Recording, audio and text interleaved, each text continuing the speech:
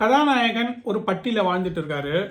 கூமாப்பட்டியா இருக்கலாம், நல்லா பச்சை பசேல்னு தான் இருக்குது.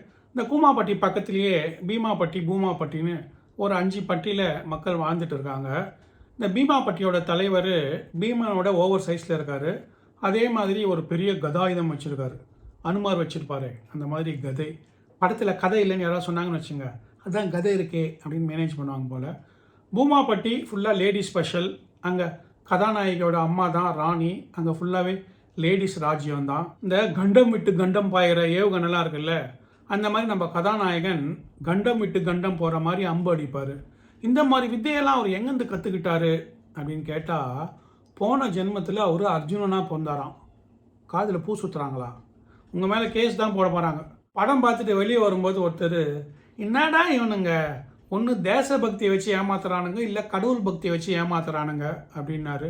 நான் அவர்கிட்ட ஓடி போய், பாஸ் இப்படிலாம் சொல்லாதீங்க, உங்கள் மேலே கேஸ் போடுவாங்கன்னு சொன்னால், இந்த மாதிரிலாம் படம் எடுக்கிறவங்க மேலே தான் பாஸ் நம்ம கேஸ் போடணும் அப்படின்றாரு.